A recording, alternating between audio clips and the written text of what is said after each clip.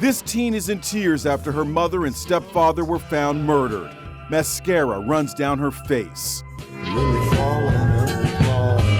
My name is Sarah. 17-year-old Sarah Grace Patrick choked back emotion delivering the eulogy at their joint funeral. This isn't easy. The cops say those were all just crocodile tears. We feel confident that she is responsible for their murders. Sarah Grace's mother, Kristen Brock, and stepfather, James, were found shot to death in their bedroom outside Atlanta. There were no signs of forced entry and nothing was taken. As police investigated, Sarah Grace made an appeal on social media, calling on the public's help in solving the mystery. I'm so confused on how someone could have done this. If you know something, please speak up. But just 4 months later, she seemed to have gotten over the slayings, posing for selfies and preening for the camera, seemingly not a care in the world. Then, a shocking development. Sarah Grace was arrested and charged with 2 counts of murder. We're back talking about Sarah Grace Patrick, the teen accused of murdering her mother and stepfather. This is very much an evolving case, and we have to talk about what Sarah Grace said at her mother's funeral. Let's just remember, this was before anyone even thought she could be a possible suspect. Take a listen to her speech. Although there's nothing we can do to prove the fact, we still have control over how we treat people. I love you guys, and so do I, and so do they. I'm sorry.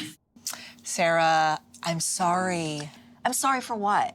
I'm sorry I wasn't a good daughter. I'm sorry I saw my parents brutally murdered in their bed. I'm sorry they're not gonna make it to my wedding and graduation.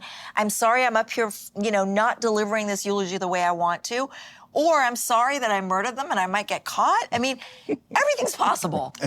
So more than just looking back at that eulogy video, people are also now, the internet sleuths combing through her social media. Right. And the videos she's posted, people are like, did that mean something? Yeah, because, Because she's like, being all cute. Yeah, they've seen this video of her eulogizing her mother and stepfather. And then there are months that go by and all of a sudden you see her again going back to the preening and the beauty shots. Go by months. She's 17 years old. Life goes on. She's 17. I don't think there's anything unusual for her to, about her going online or going on TikTok. Okay, so interestingly in this case, the grandfather is the mother's father. He's actually standing by Sarah Grace. 100%. And this is what he said about this investigation. So I don't think there's enough evidence. Everything I see is circumstantial. They did gun residue tests on her immediately the next day, or the morning after the shooting, and they all came back negative. All right, Sarah, what's your take? Ooh. I feel terrible for this man because this man has lost his daughter and he's lost his granddaughter and he has to wrap his head around the fact that potentially his granddaughter is the killer. So I understand he's in a bad position, right? And I think that, he has certain ideas about the investigation, potentially them not ruling out all the suspects, and I agree with that. But what he doesn't understand is, like he says, they don't have the gun. There was no gunpowder residue. And I hate to say, but that doesn't really matter. They don't need a gun to convict. She could have been involved. She could have been the mastermind. She could have, gotten somebody. There was no forced entry into the home. She could have let people in. One of the things that's come out, though, is that there is this true crime TikToker that Sarah Grace reached out to. We were actually able to speak with her. Her name is Janice. And she walks us through the conversation she had with her and why she found it to be a little suspect.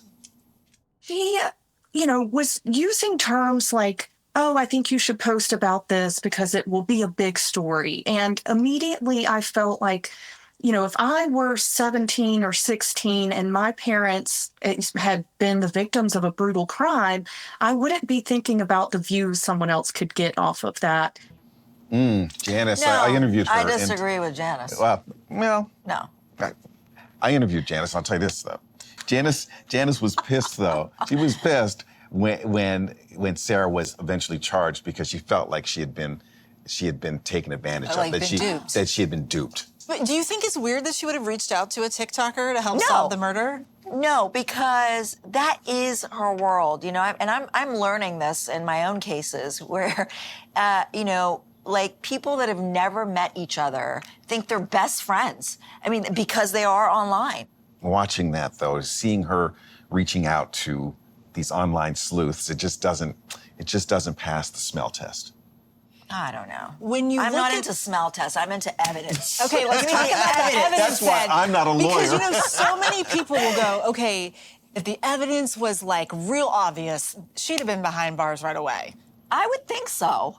The first people they look at is the people that were with the victims. And these people had a pretty robust rap sheet as recently as 2022, which always raises eyebrows. You know, was this sort of a drug deal that maybe... Could there have been other things at play? Yeah, other Yeah. things. And then once you add domestic violence to the mix, and that gets really complicated. So, I don't know. And of You course, think it's the going to be cops like aren't telling us what the evidence is, so I mean, it's really hard really, to know for how real. strong their case is. Yeah. They like to keep that stuff pretty It's close a to the tough vest. story.